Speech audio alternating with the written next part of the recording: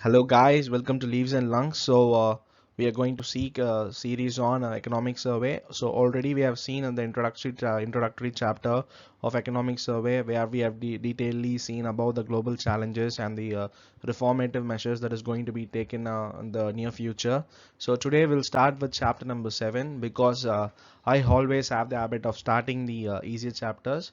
So uh, so I urge you to start with the easy chapter first because when you start with any hard chapters, you'll get stuck with the first chapter alone and you don't finish the economic survey. So it's always better to start with the easiest one first. So this is the reason why I have opted to teach chapter number 7 first.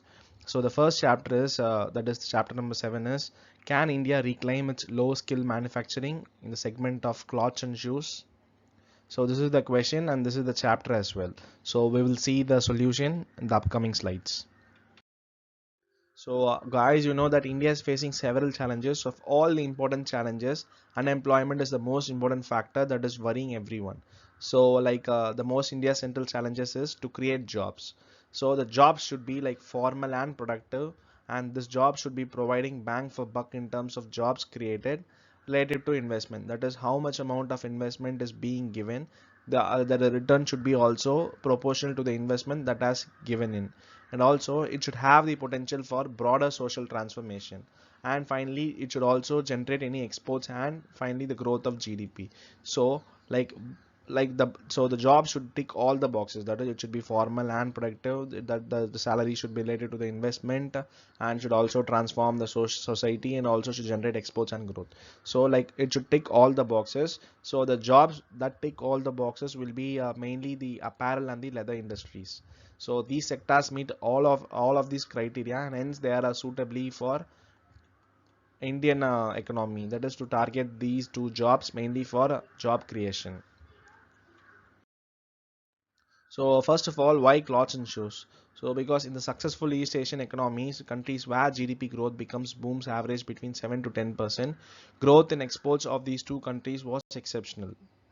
And in its takeoff pace of the growth, India has underperformed relative to the East Asian competitors, and the Indian underperformance had particularly marked in the leather industries.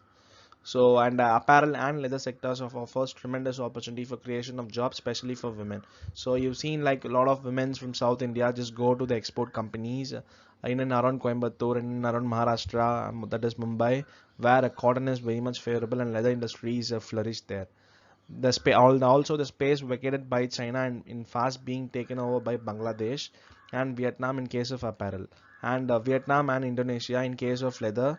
So India needs to act fast in order to regain its competitiveness and market share in these sectors, because the countries such as Bangladesh and Vietnam are having cheap labor. Like a lot of exports is being sent from Bangladesh and Vietnam, whereas India it faces like severe challenges. We'll see all the challenges one by one. So like India still has a potential comparative advantages in terms of cheaper and more abundant labor than compared to Vietnam or Indonesia or Bangladesh. So especially the apparel and the leather sector faces a set of common challenges. So mainly logistics, labor regulations and tax and tariff policies, and the disadvantages that are emanating from international trading environment compared to competitor countries. So like these are the major challenges that these two sectors faces. In addition, the leather and the footwear sector also faces specific challenges relating to policies that prevent converting its comparative advantage, especially in terms of cattle, to the export to opportunities. So that is sector specific advantages is also there, but India has to tap in these things to improve their export opportunities. So the first challenge is logistics. So logistic is nothing but it is the movement of goods from factory to the destination point. So the cost and time involved in getting goods from factories to the destination point is very much greater when compared to other countries. So certainly not a proud moment for us. And also very large capacity containers, that is VLCC, come to Indian ports to take cargo, so that exports have to be transshipped through Colombo, which adds to travel cost and hence reduce the flexibility for manufacturers.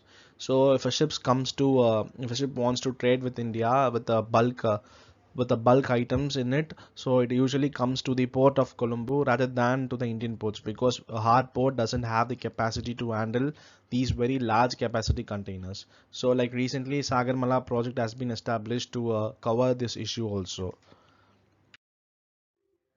So after logistic, the next important emphasis should be given for labor regulations.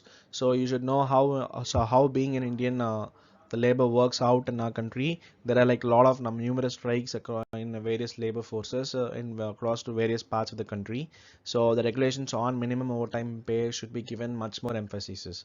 There were also like strict regulation for overtime based payment, as the Minimum Wages Act 1948 mandates payment of overtime wages at twice the rate of ordinary wages for the workers. But these wages are not given by the companies, and hence a lot of labor forces are undergoing strike. And also like Indian apparel leather firms are very small when compared to firms in say China, Bangladesh and Vietnam.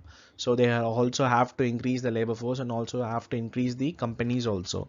So improving the labor force drastically improves the output of the productivity also. So there are like two types of cotton fibers being produced. One is man-made cotton fiber and another is natural cotton fiber. So India is an abundant producer of cotton, so it obviously want to protect its domestic industries. So what it does is it gives a lower taxation rates on the natural cotton fibers, that is 6%, whereas 10% tariff on man-made cotton fibers. So if you give a 6%, that is lower tax rate on the naturally producing Indian domestic cotton fibers, obviously the production related to cotton based is also going to be more. So the domestic taxes also favors cotton based production rather than the production based on man-made fibers. So here the tax is like 7.5% for cotton based and 8.4% on man-made fibers. So this ultimately shift the balance to the traditional cotton based production. Okay, so this is also one of the main feature affecting our industries. So the thing is like the two taxes should be like made more or less equal to promote both the yarn as well as fiber production. So the global demand for footwear is shifting away from leather footwear and towards non-leather footwear. And also like India, you know that India has been a traditional exporter of leather footwear, and the share of the leather footwear exports in the world market is more than double the share of non-leather footwear. So recently like the efforts are required to promote more non-leather footwear as well. So to able to effectively capture world market share, particularly in view of China's slowdown on exports. Okay, so since we have moved from leather to non-leather, emphasis should be given on non-leather footwears, and so that you can match up with China's export range. And one more challenge is there is a huge discrimination in the export markets. Like India's competitor exporting nations for apparels and leather and footwear enjoys better market access by way of zero or at least zero tariff in two major importing markets like United States of America and European Union. Whereas like in India, they face high tariffs in partner countries markets and exports of leather goods and also non-leather footwear with considerable added disadvantages in Japan. So this is the reason why India's export market is usually affected due to the discrimination between India and the other exporting nations of the South Asia. Okay. And also like the policy response and conclusions, apparel exporters will be provided relief to offset the impact of the state taxes embedded in exports, which could be as high as about 5% of the exports. And also similar provisions for leather exporters would be useful, and this is not a subsidy but really a drawback scheme that would be WTO consistent because it offsets taxes on exports. So just remember this keyword. And also like textile and apparel firms will be provided a subsidy for increasing employment. So this is how the policy response and conclusions of these two sectors should actually be. And also like this will take the form of the government contributing to employers 12% contribution to employee provident fund. So the government is already committed to contributing 8.3% to the EPF. So the new measure will be additional to that. And also based on the recent in-house analysis in 2016, it is estimated that an free trade agreement with EU and UK can lead to these much number of additional jobs per annum in the sectors including like apparel, leather and footwear sectors respectively. And the introduction of the goods and service tax offers an excellent opportunity to rationalize domestic indirect taxes, and number of labor laws reform should also be overcome so that the obstacles to employment creation in these sectors will go on diminish.